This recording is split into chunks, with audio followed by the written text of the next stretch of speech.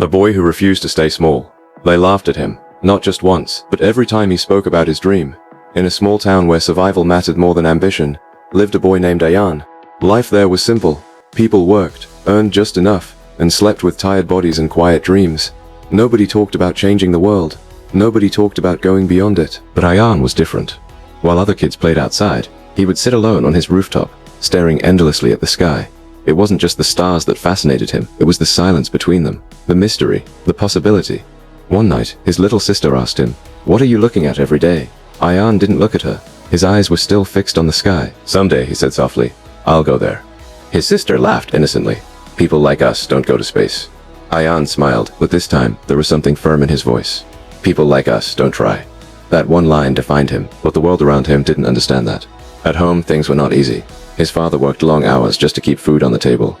One evening, he saw Ayan drawing rockets on a piece of paper. He sighed and said, "Dreams don't feed families, Ayan. Be practical." That sentence hit hard, not because it was cruel, but because it was real. For the first time, Ayan realized something painful. Dreams cost something, and he had nothing. But still, he didn't stop. At school, there was a day when students were asked to talk about their future. One by one, they spoke. Doctor, teacher, police officer. Then it was Ayan's turn.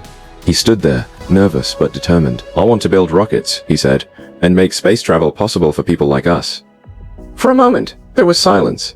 And then, laughter. Loud, sharp, endless. One boy shouted, "What are you? The next Elon Musk?" Another added, "First pass your exams, then talk about Mars." Even the teacher couldn't take him seriously. "Ayan," she said, "focus on something realistic." Realistic. That word followed him everywhere. That day, something inside him changed. Not his dream, but his expectations from people. He stopped looking for support. He stopped waiting for approval. That night, using a borrowed phone, Ayan searched one name, Elon Musk. He read everything he could. How people mocked him. How his rockets failed again and again. How he lost money, nearly went bankrupt and was called crazy. But one thing stood out. He didn't stop.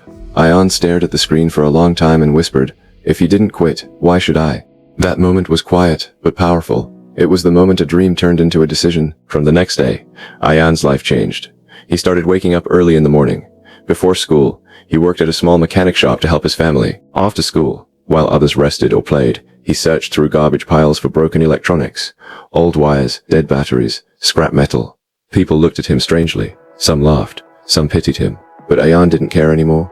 At night, under a dim light, he would sit for hours trying to build something, anything that worked. Most of the time, nothing did. Things broke, circuits failed, small experiments exploded. His hands were often burned, his clothes smelled like smoke. His father once shouted in frustration, "You're wasting your life." Ayan stayed silent, because deep inside he knew something his father didn't. He wasn't wasting his life. He was building it. Months passed. Failure became normal. He stopped fearing it. One day, after endless effort, Ayan finally built a small prototype. It wasn't perfect, but it was his first real attempt at something meaningful. He took it to an empty field. His heart was racing. His hands were shaking. He placed it carefully on the ground and stepped back. 3, 2, 1. Nothing happened. He tried again. Still nothing. For a moment, doubt crept in. Then suddenly, a spark. And within seconds, everything exploded. The model shattered into pieces. Smoke filled the air. People nearby started laughing. "Look at the scientist," someone shouted. "Next, Elon Musk," another mocked. Ayan stood there, frozen, watching months of hard work turn into dust. That night, something broke inside him. For the first time, he questioned himself. "Maybe they're right," he whispered. "Maybe this isn't for me." He sat alone, surrounded by broken pieces of his dream. And then, his little sister came and sat beside him.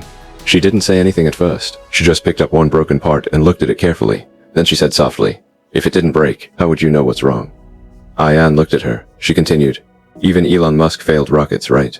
He nodded slowly. "Then why are you stopping after one failure?" That question hit him deeply. Not like criticism, but like truth. In that moment, Ayan realized something important. Failure wasn't the end. It was information. The next morning, he didn't make any big promises.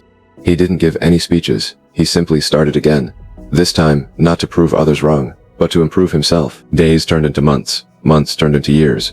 Ayan kept learning, kept failing, kept trying. Slowly, things started changing. His experiments became better. His understanding grew stronger. And one day, he got an opportunity to present his work at a small local tech event. He wasn't famous. He wasn't rich, but he was ready. With a deep breath, he set up his model. People gathered, some curious, some doubtful. He launched it. For a moment, nothing happened. Then, it worked. Not perfectly, but enough. For the first time in his life, people didn't laugh. They clapped. That sound meant everything. After the event, a reporter came up to him and asked, "What inspired you to keep going?" Ayan smiled. "People used to ask me if I thought I was Elon Musk," he said. "I used to feel small when they said that." He paused. "But then I realized something. I don't need to be Elon Musk. I just need to be the version of myself who doesn't quit." That was his truth. And that's the truth most people never understand. The world will always try to pull you down. Not because you can't rise, but because your courage reminds them of their fear. So don't ask if your dream is possible. Ask if you're willing to keep going when everything says stop. Because in the end, success doesn't belong to the smartest. It doesn't belong to the richest. It belongs to the one who refuses to give up. And maybe, just maybe, that person is you.